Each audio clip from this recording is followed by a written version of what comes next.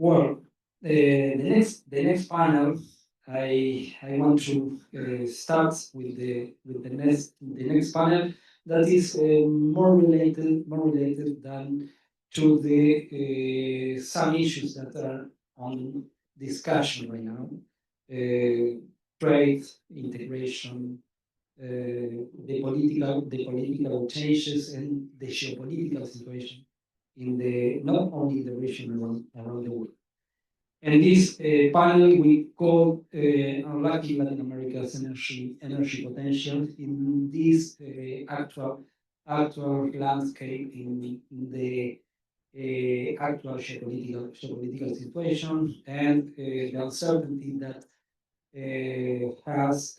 we have in a lot of particular issues, including the energy.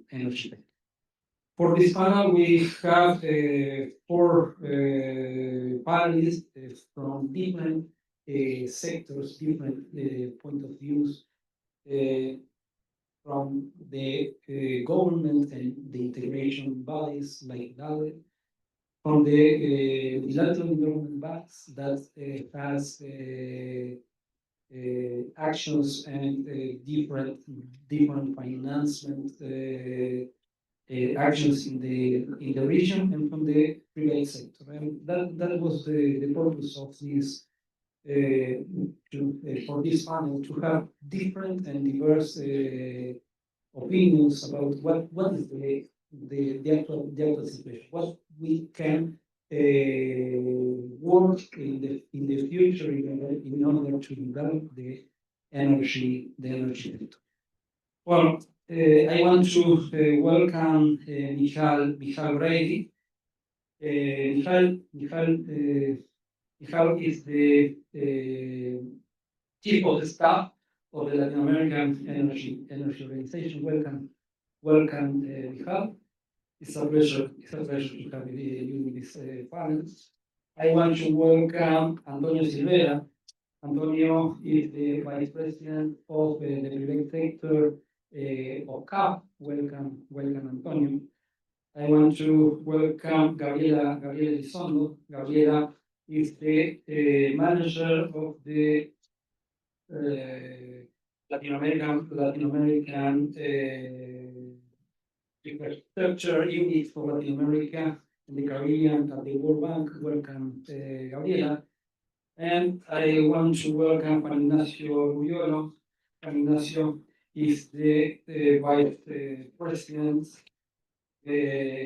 at AES and they work as a president of energy infrastructure and vice president of AES for Latin America. Welcome, Juan Ignacio. It's a pleasure to have all of you in this panel.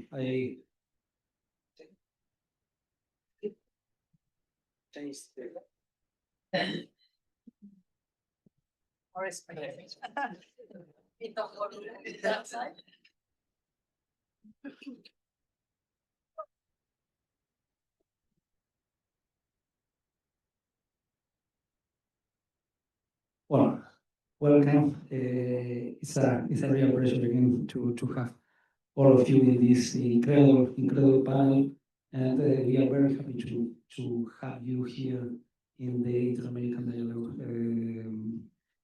offices. Well, I was talking about the geopolitical situation of the region and what is happening about trade, what is happening about geopolitical realignments in the region, different blocks in this new landscape for the Latin American and the Americas and what is happening about climate change negotiations and what will be the situation for future negotiations in the next COP. And that's a part of the uncertainty for the near future. And well, we have to have a dialogue regarding most of those different topics. And we have some questions about that. And let's talk with you, Mijal, because you have the vision of the Latin American region. I have my heart in the Latin American Energy Organization, and you have this vision under the governmental position, because OLADE is an organization that is represented by the government of 27 countries of the Latin American region. And I know that you did an analysis about the current geopolitical situation and the impacts for Latin America regarding trade, regarding other aspects in this particular situation. And in your view, how will recent changes in global trade policy affect the geopolitical ordering of the region, especially as it comes to the energy sector in the region? Oh, hello everyone, and thank you, Alfonso, for the invitation. So Latin America is undergoing a structural transformation in its energy systems, and clean energy is at the center of the regional development strategy. As of 2024, we nearly reached 69% of our electricity generation from renewable sources, compared to a global average of 30%. So this is more than double that amount. And what's maybe more interesting is that last year in 2024, it grew 5 percentage points in only 1 year. And this was driven mainly because of solar and wind deployment. So countries like Brazil, Chile, Costa Rica are leading the way. Brazil in 2024 added 21 megawatts of solar and wind.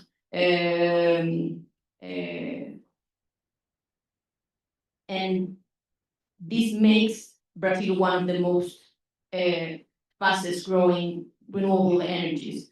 In the case of Chile, for example, 70% of its electricity generation is coming from renewable sources, but maybe more interesting is that from that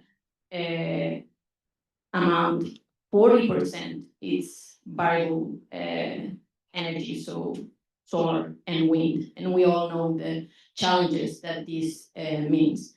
And these are very interesting and great numbers, but for example, keeping the case of Chile, they had a record curtail of 5.9 terawatt hora in 2024.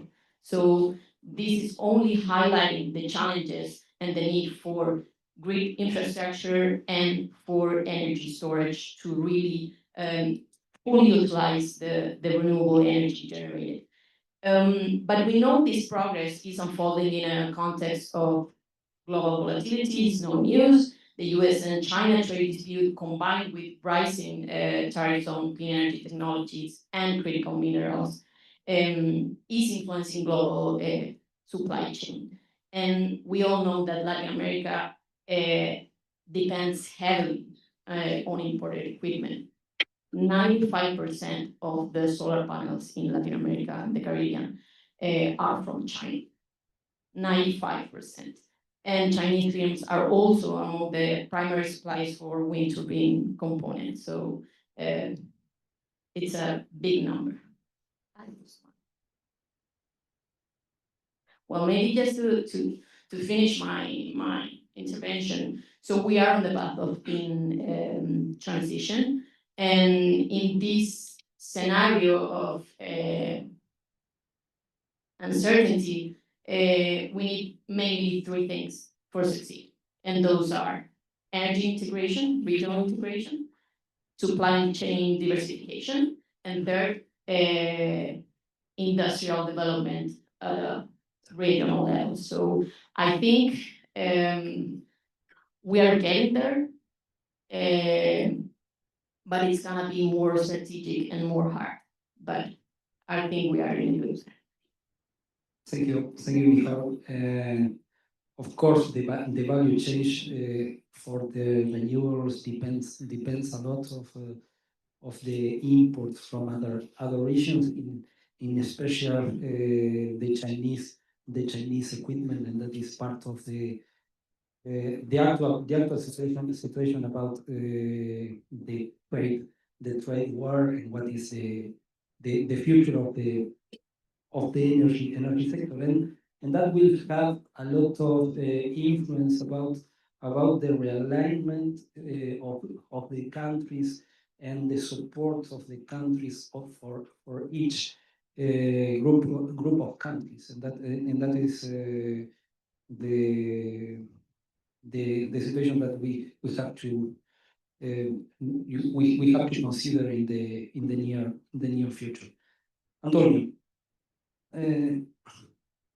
it's a pleasure to have you again, now in a different position, but me in a different position, and you now is more working in the private sector. And considering that you are now more focused on the private sector operations of CAP, what do you think about the uncertainty in the near future, and how that kind of new policies about trade, the influence in the regional energy business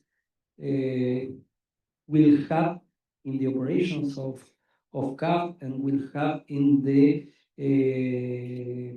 business environment in the region.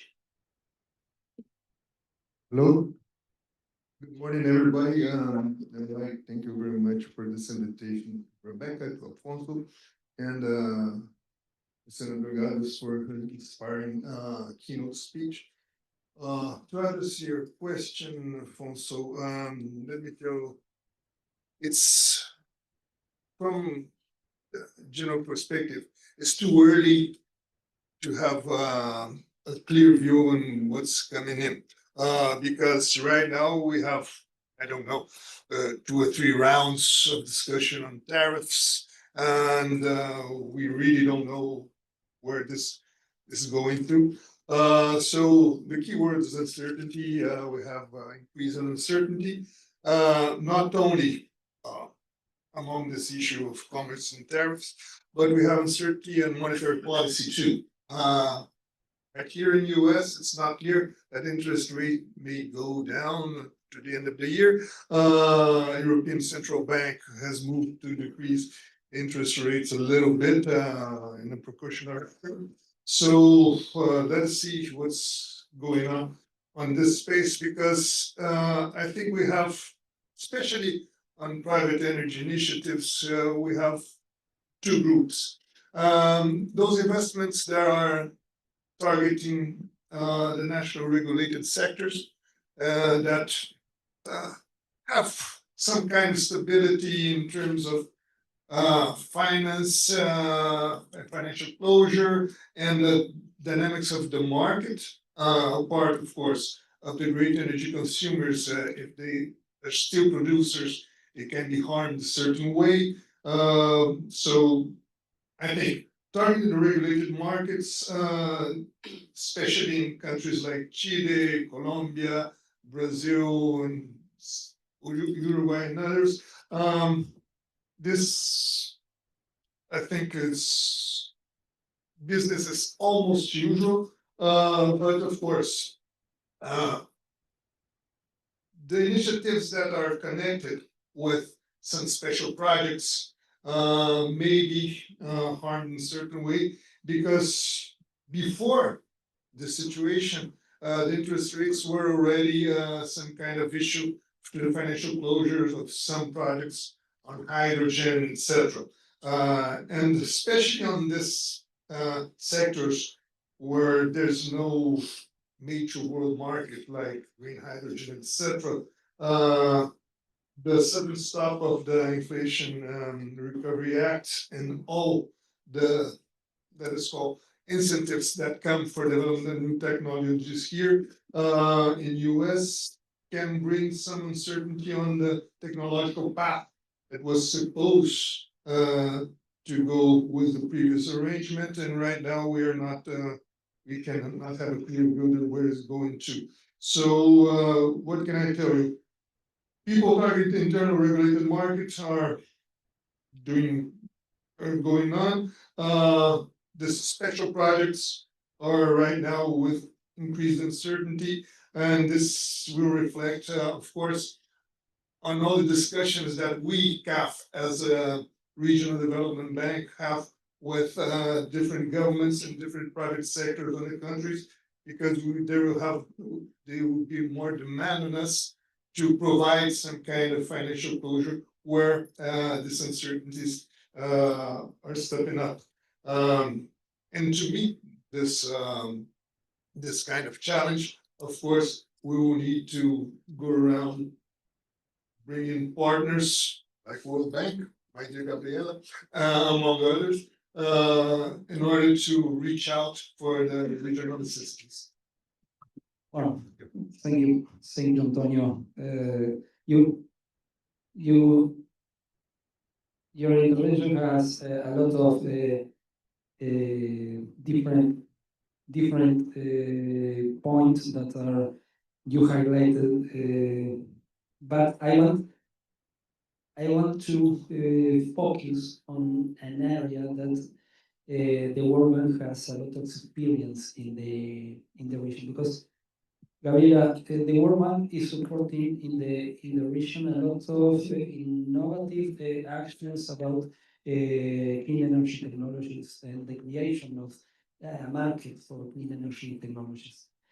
And what clean energy technologies could position Latin America and the Caribbean as a leading region, and how this geopolitical situation and trade dynamics could affect this position and the opportunities that the clean energy technology has in the region. And we can talk about hydrogen, we can talk about energy storage, and we can talk also critical minerals.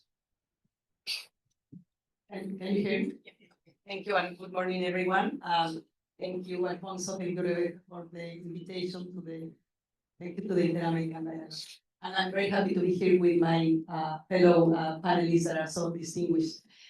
This is a very complex question, Alfonso, but it's also the question of the day, right? Because what we are seeing now is tectonic shift, if I can put it this way, of the geopolitics of energy, and I will not go beyond energy and trade. And of course, this will have a very important implications in the way in which we make decisions and policymakers make decisions and governments in Latin America. First of all, a quick observation, because even though we are in a transition moment, we don't necessarily know what's going to come out of this, the decision of the US government on trade or trade tariffs or other decisions related, for example, to the Inflation Reduction Act. Although we don't know exactly how this will pan out. It is true that there is many trends already ongoing since a long time ago, globally, and on clean tech and how energy is evolving and the interaction between, let's say, industrial policy, energy policy, climate policy, and trade policy. Because now for a number of years, I think these policies are kind of converging in a point in which they are very much intertwined.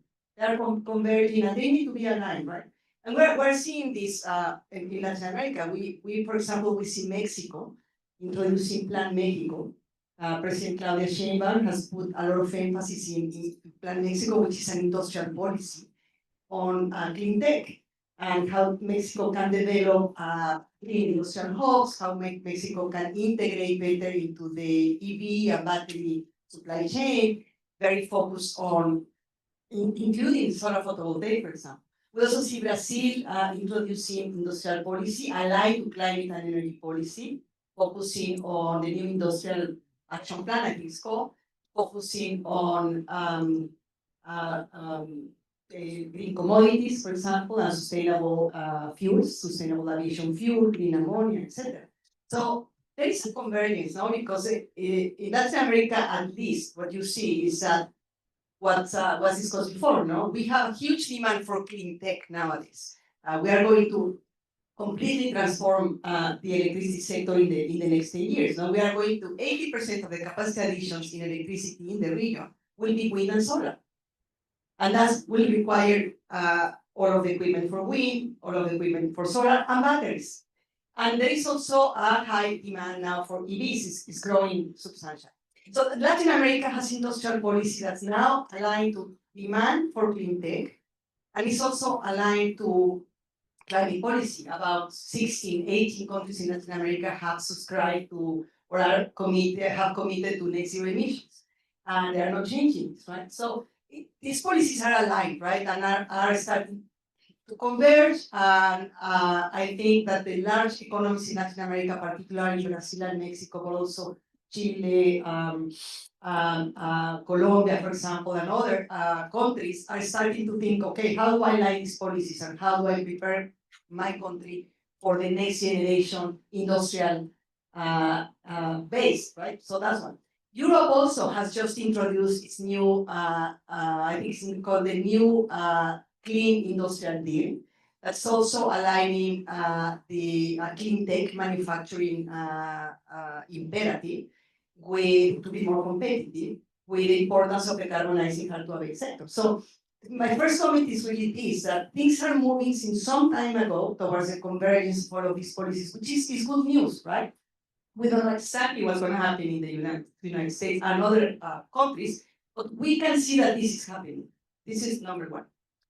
Second, Latin America today is not a very good, it's not participating in a significant way in the clean tech market. The clean tech market, first of all, is growing very fast from a very, very small base. So it's very small, only 1% of trade is clean tech. And total investment, for example, in 2023 in manufacturing capacity was about 680 billion. It's still very small when you compare it to steel, ammonia, and aluminum. Steel, ammonia, and aluminum manufacturing capacity investment was about 1.3 trillion. So it's still, even though it's a very fast-growing industry, it's still a very small industry, number one. Second, we all know it's very concentrated geographically. China is a big elephant in the big panda in the room, I would say. So that's very important. 75% of investment in capacity for all clean tech technologies come from China. And of course, the other 20% comes from the US and Europe.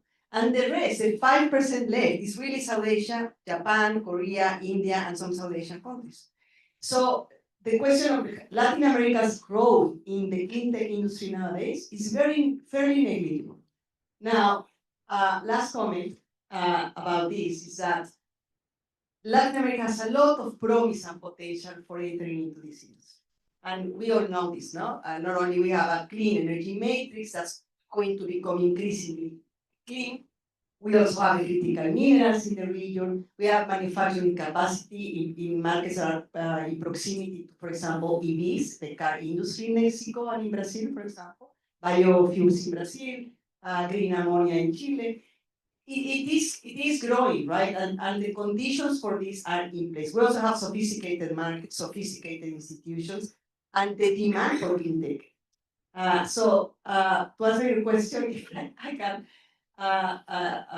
Alfonso, I think that Latin America has a lot of potential, but it's still not fully immersed into the clean tech industry revolution. And it's going to happen because the policies are there, the incentives are there, the resources are there, and a lot of the conditions are there in place. There are lots of obstacles as well, and we can discuss them at some point in this conversation. But I think there is a promising outlook for Latin America in the clean tech. Thank you, Gabriela. there's a particular point of the last part of your intervention that I have in mind for a future discussion about the incentives for the development of clean technologies and what is the role of a state policy and what is the role of the governments in order to create the environment for innovation, the environment for that, and that is a new a new panel that we have to develop in the next conference. Juan Ignacio, AES has been investing in Latin America power sector for over 30 years. And, the role of the private sector and the companies in the Latin American region and the development of the electricity sector in the region is crucial. The company now has a diversified generation portfolio across all the region. And considering the current geopolitical context and the main trends internationally in the energy sector, what are not the problems, what are the opportunities that you can identify as one of the most important players in the electricity sector in the region in this new business environment?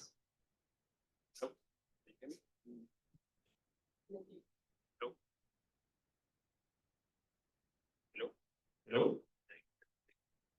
Okay, thank you, Alfonso, Rebecca.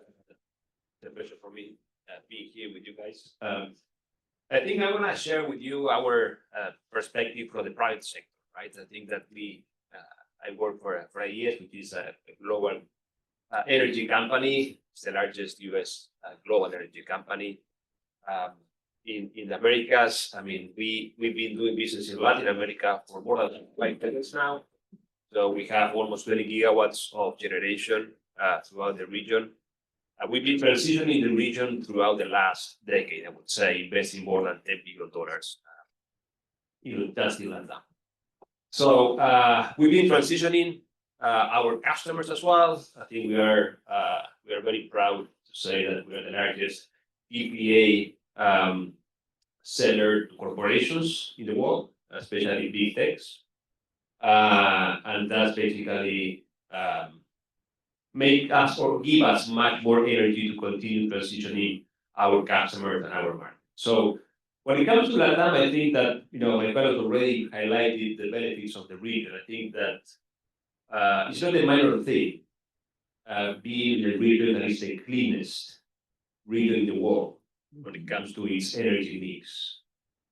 So it doesn't mean that we should slow down our efforts, but I think it's always important to understand the baseline of where we're starting, or what's the starting point. Why? Because, of course, any meaningful move towards getting more, getting greener takes more effort and sometimes more investments in order to get to the next level, right? So keeping that in mind, it's a region that has everything that the future of our society needs, which are basically critical minerals, commodities in general. We have, in our perspective, the best combined natural resources in the world, especially to produce renewable energy, meaning wind, great wind and great solar conditions, especially in certain areas in Latin America, to produce much more renewable energy than the one we are producing now. And we have as well very competitive fossil fuels, right? Which is another component in order to have an integrated energy mix that will provide energy in the future. So on top of that, nowadays is perhaps the flavor of the month. We live in Latin America in a sort of a non-conflict region, which is a plus when it comes to investing money in a market or a country. And those, I would say, benefits together with the talented people we have, is perhaps the best combination ever in order to address the future challenges we have as a society. So the question right now is, as Alfonso mentioned, is how to take advantage of that in this geopolitical dynamic or situation we are in.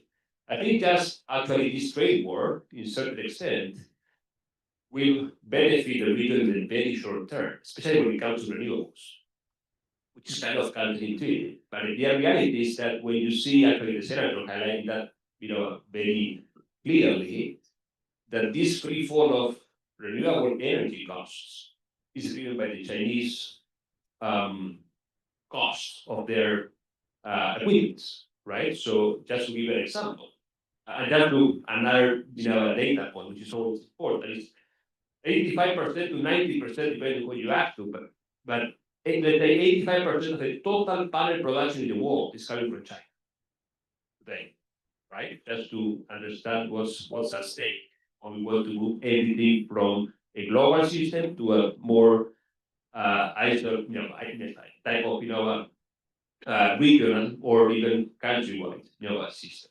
So the issue is that, or my point there is that the same panel that we are buying in Chile, or let's say 8-9 cents today per megawatt peak, we are buying the same panel in the States to 35-40%. Right? So the region, Latin America, is taking advantage of that commercial dynamic, and now we are benefiting from the perhaps cheapest ever renewable energy equipment in our history, right? So we need to take advantage of that as a region, and that's why you see cheaper and cheaper prices in Latin America over the last at least 18 months, 24 months, I would say, and that seems to be the norm at least in the next 12 to 18 months. So that's one opportunity. One of the opportunities to make sure we really take advantage of our energy potential. We come up with the most competitive energy mix, hopefully in the world, because we can achieve that. Of course, we can debate what we need for that, but that's to me or to us, the most, or the low-hanging fruit for the region, because if we achieve that competitiveness on the energy side, which is going to be the key driver for any, for the future of our society, having competitive and sustainable energy, we can move to the second layers of need, of opportunities, which are basically being capable, that was mentioned as well, to attract investment and hopefully partially nearshore the supply chain from the eastern hemisphere to the western hemisphere, right? So I think we have few countries that are poised to somehow to succeed in that regard. Being Brazil, Mexico, the large ones. Mexico, to me, is still a big question marks. Great plans, great papers, but we need to see concrete actions down there, especially when it comes to dealing with renewable energy in Mexico, right? So attracting investment, of course, will allow the region from, to break this kind of vicious, a vicious cycle, right? Where the region just ended up always selling a commodity to the world, right? And I think the region should start moving towards an integration in the value chain and hopefully attract value-add businesses to the region in order to, of course, improve the prosperity of our region, of course, of our society. So I think that's competitive energy, allowing us to attract partially, hopefully, the value chain to this region. And the third key component is, and has to do with this famous triangle that that the transition means making sure we always supply or provide solutions tackling reliability, sustainability, and affordability. And in order to get that, we have to make sure we come up with a great or the best integrated systems and integrated markets. So we need to continue working hard, integrating Latin America. When it comes to trade, when it comes to technologies, when it comes to markets. I think we have concrete examples that we have countries starting to talk more seriously about connecting among themselves. Panama and Colombia just announced, that they're going to accelerate discussions over the connection. Dominican Republic with Puerto Rico through a subsea cable, which is kind of an interesting project.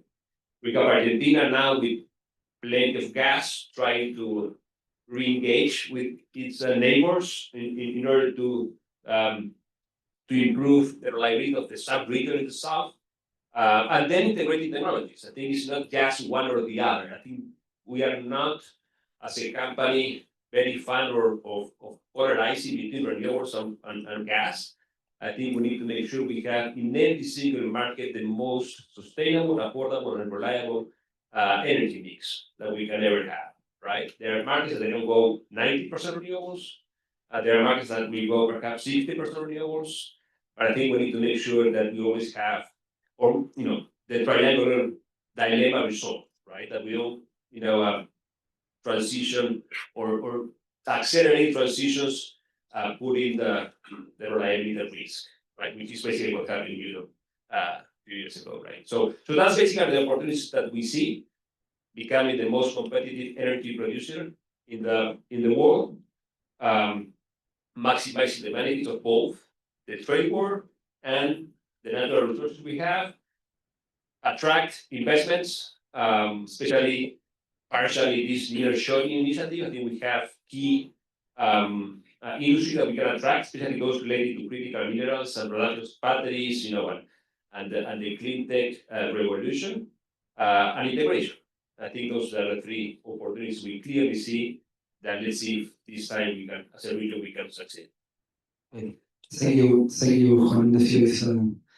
You mentioned a lot of issues that are in our radar, and one of the key issues that you mentioned is energy integration and interconnections in the region. And I am convinced that the energy integration is part of the solution and is part of the opportunities that the region has. We have only 1 up to 2 minutes for each panelist in order to finalize in time. But Mijal, you are working a lot in energy integration. OLADE has a trajectory about energy integration as a leading energy agency for the region, and how could we can increase the energy integration interconnections in the region to support that and to take advantage of the opportunities that Juan Ignacio mentioned. Well, thank you for the question, Alfonso. I think that regional integration is Latin America's more underused tools and maybe one of the most powerful ones. And when we are talking about this possible scenario of supply chain delays or rising costs and geopolitical uncertainty, we firmly believe that cross-border power trade and shared infrastructure brings concrete solutions. So integration not only allows exchange surplus renewable energy, which is very important in a region as Latin America and the Caribbean, when you have very rich, hydro-rich countries and solar-rich countries, and when you have wind-intensive regions like southern Brazil and Argentina. We were discussing that for this go on, we have to make all the people and for governments understand the economic benefits. They're not moving without the economic benefits. So, for example, according to IDB study, deeper regional integration could generate over 23 billion in cost savings and avoid 700 tons of CO2 emissions by 2030.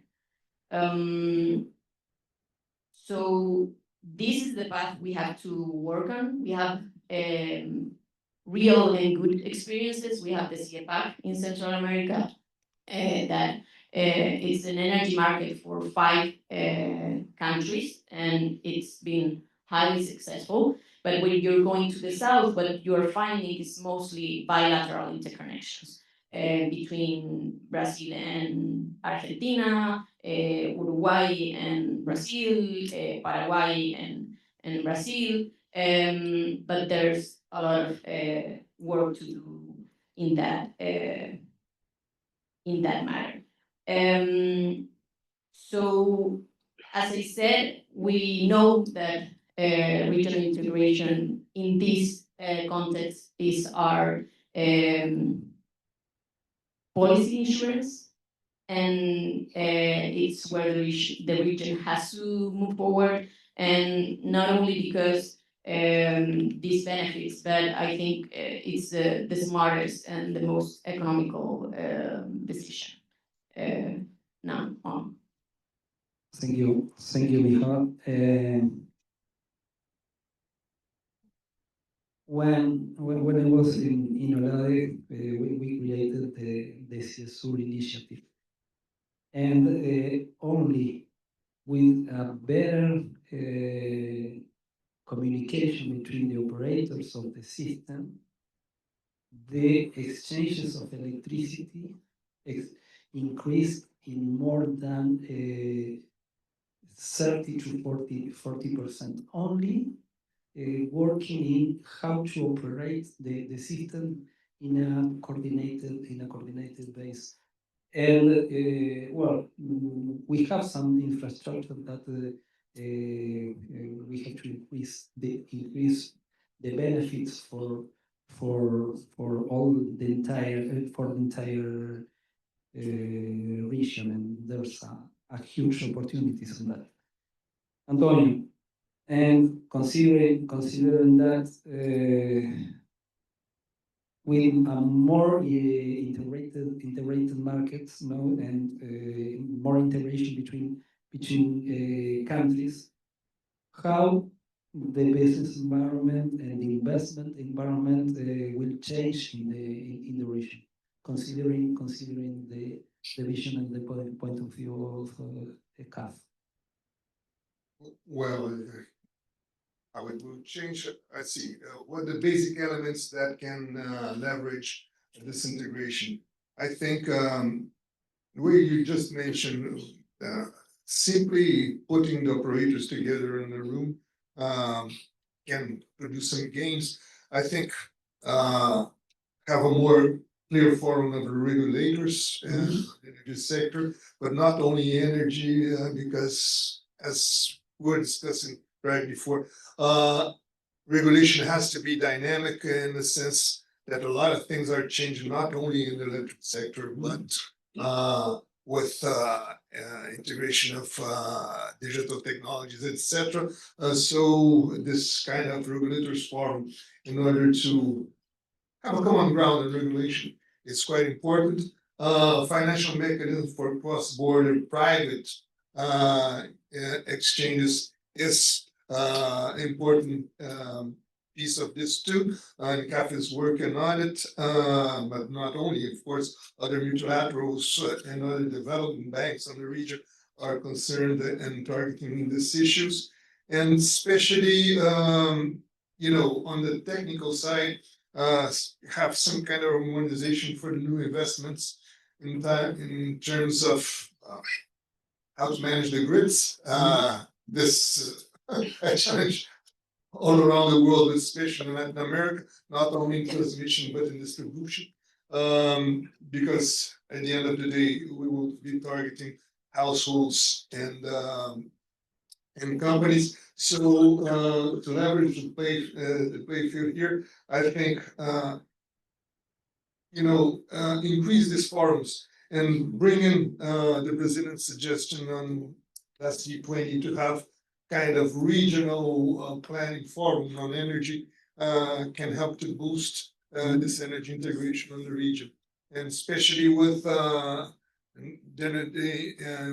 should bring in private sector and all these discussions to, I think, looking at the finance mechanism for not only public enterprises or public sector, but for private sector, and increase this discussion forums can bring a lot of gains on this area. Thanks. Thank you, Antonio. I have a vision of a regional corridor for electricity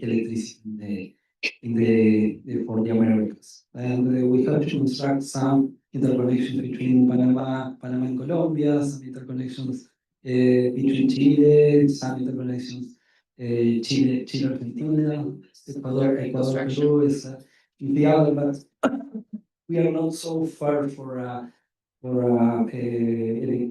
electric corridor in the Americas.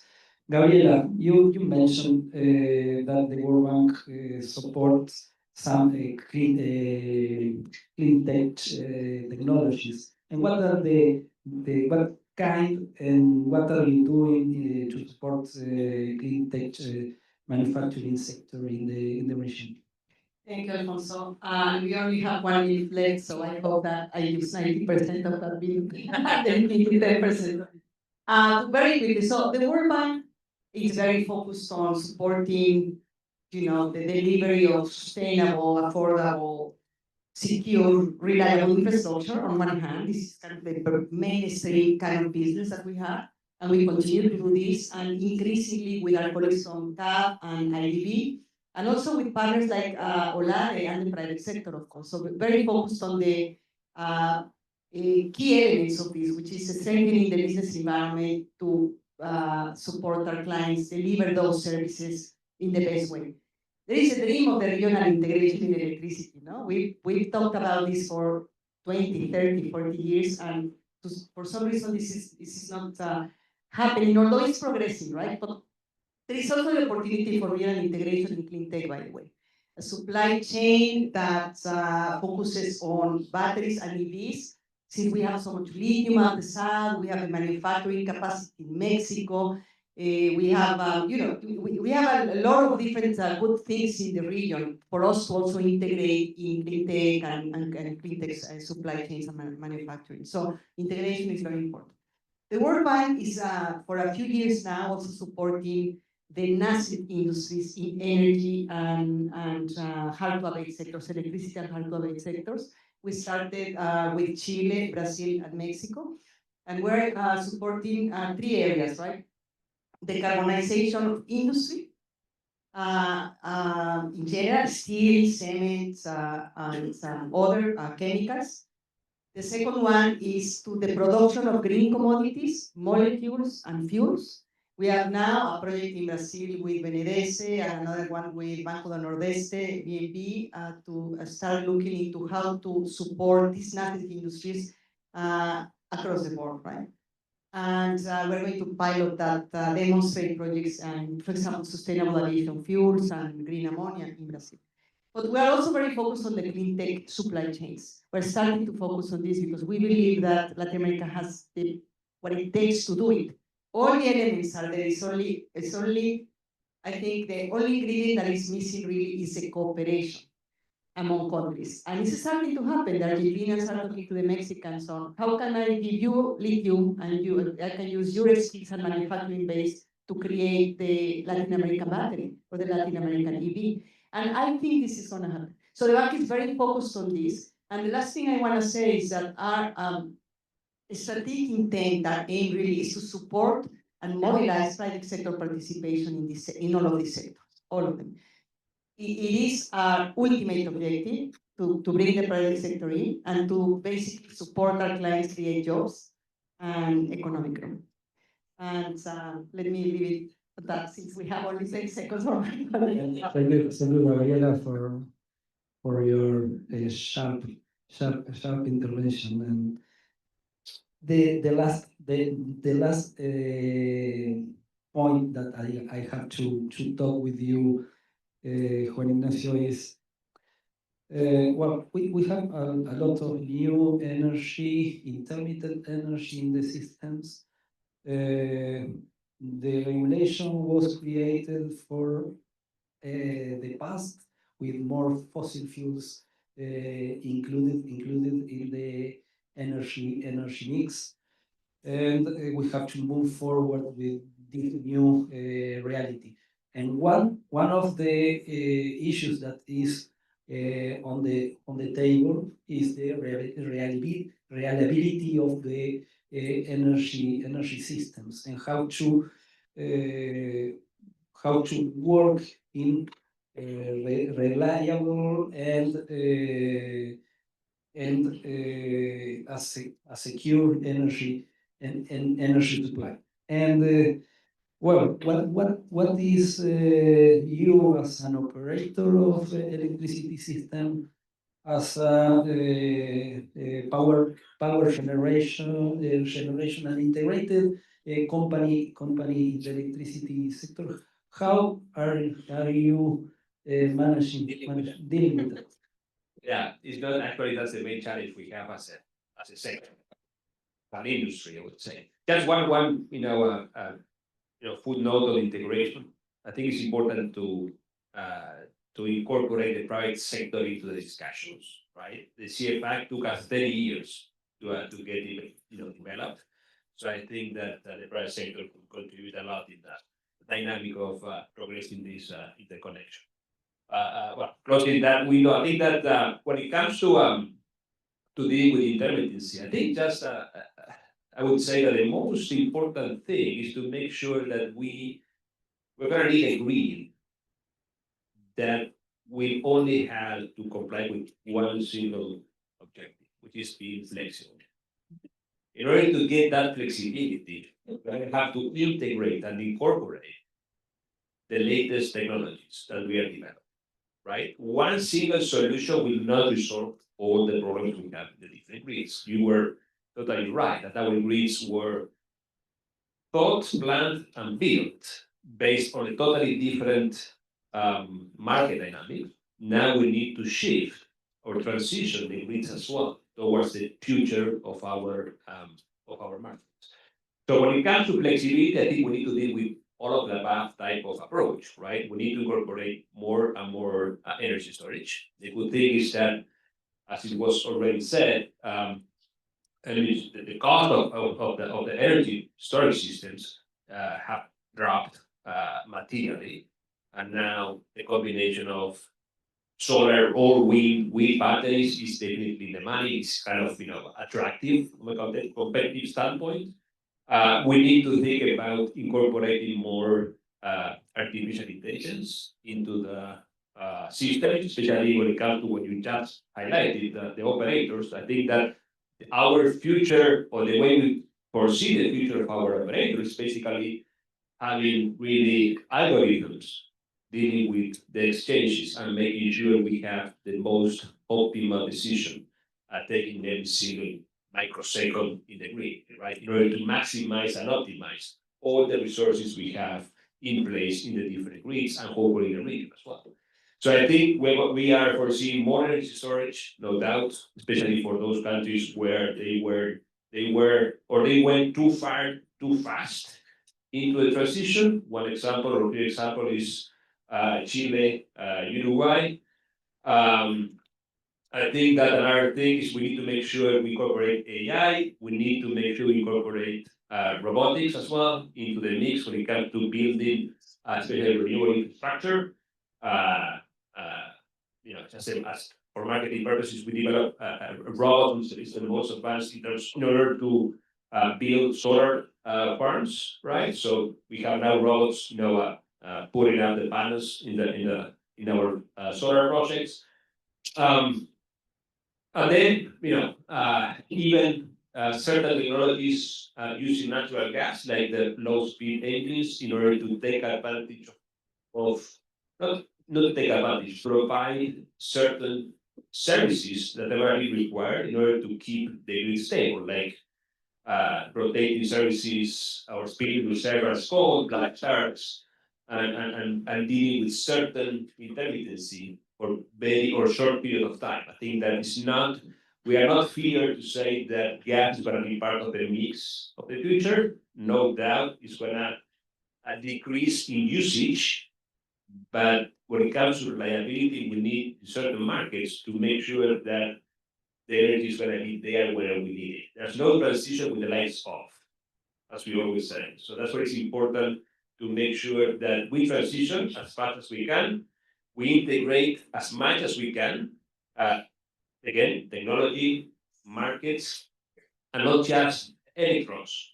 We need to as well increase our trade of molecules, being trading more gas across the region and trading more goods and services across the region.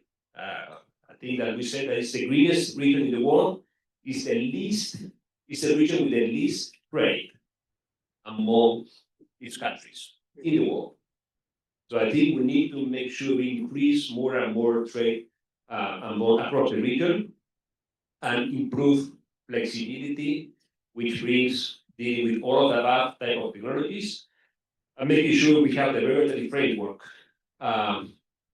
appropriate in order to incorporate these technologies. I think that's perhaps the most challenging part. Because usually, traditionally, regulation has a little of lag, right? But nowadays, that lag is getting wider and wider. And I think that the time to market is crucial in order to make sure we succeed in this transition in the future. Well, thank you very much. I believe that we had a great discussion, a great panel.